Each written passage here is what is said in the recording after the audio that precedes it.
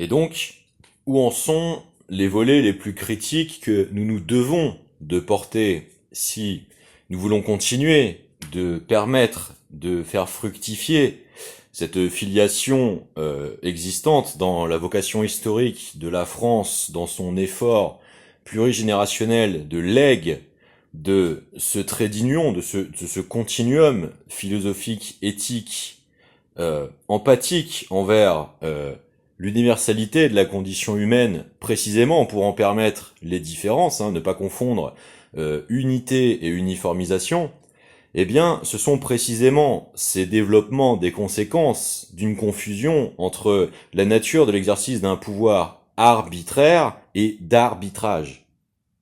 Pourquoi ? Parce que, à ce moment-là, si l'implicite est de permettre à la perversité de se muer en légitimité autoritaire de simulacre de droit, c'est alors précisément la justesse de la justice qui ne peut pas être exercée, puisque elle en capture, elle en subvertit l'usage.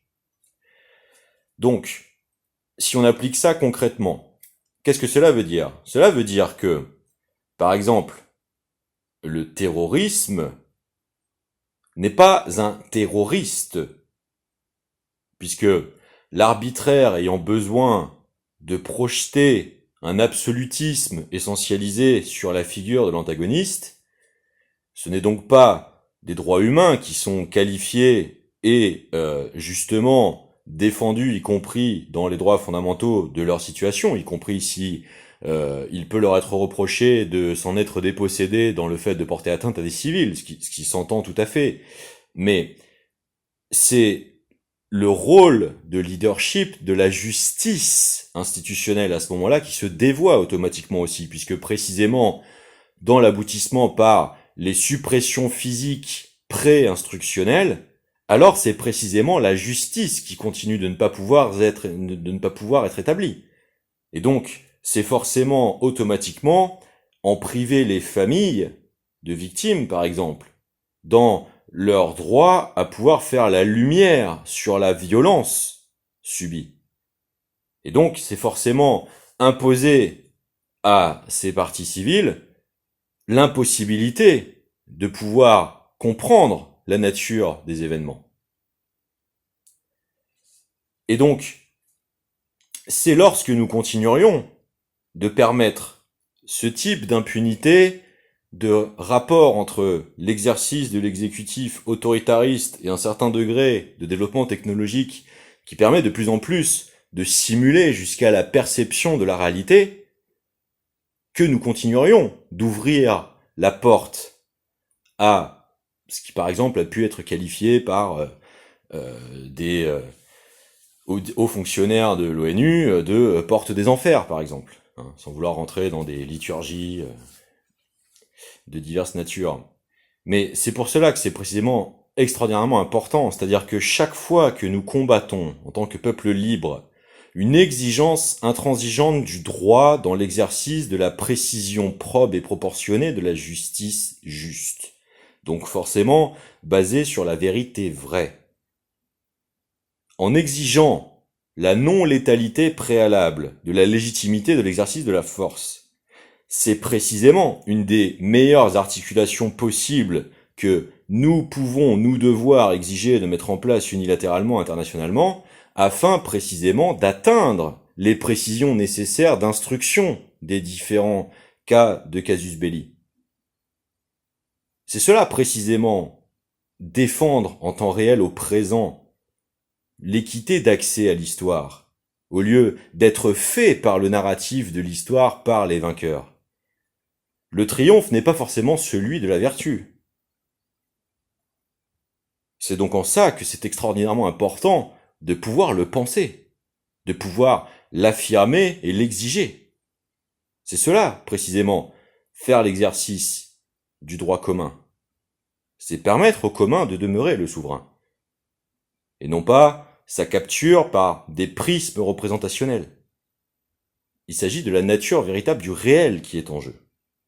Et donc, autant je peux avoir de l'empathie pour la situation de M. Sarkozy, qui visiblement cherche à tout prix à incarner, malgré ses propres méfaits, une situation de dignité envers des parties qui auraient pu être se retrouver malheureusement devenir elles-mêmes enjeu de finalisation de négociations de tels ou tels accords, peut-être regrettablement dans des conséquences insoupçonnées, mal soupçonnées par les volontaires de s'en laisser en faire la tentative.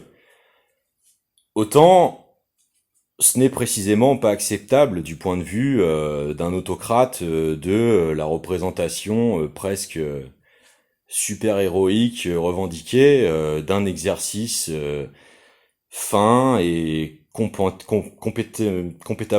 capable du meilleur de nos facultés collectives pour se permettre de tant revendiquer la représentation de la voix de la France, justement. C'est précisément l'enjeu. Il faut chercher à comprendre les deux parties. C'est le meilleur chemin de la paix. C'est tout. Et il me semble que il n'était d'autant pas plus autant justifié une telle disproportion de l'usage de la force qui en a découlé.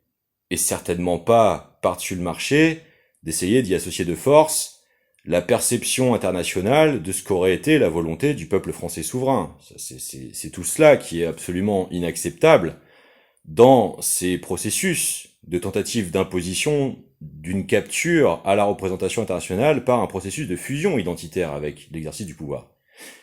Donc, c'est pour cela que il me semblait absolument nécessaire de formaliser l'existence de cette légitimité collective d'exigence publique, parce que c'est précisément la poursuite de ce projet ô combien honorable de volonté de moralisation de la vie politique en général. Tout le monde n'a de cesse dans les plateaux récemment de se rebattre le temps de parole disponible, de la thématique, de la confiance entre les peuples et leurs représentants. Mais c'est précisément de cela dont il est question, justement, précisément. Puisque la caractérisation de la factualité des intentionnalités en jeu est précisément le moyen d'établir si cette confiance ou non est non seulement possible, mais exercée. Cette distinction fondamentale entre confiance et manipulation est absolument intrinsèque à la situation.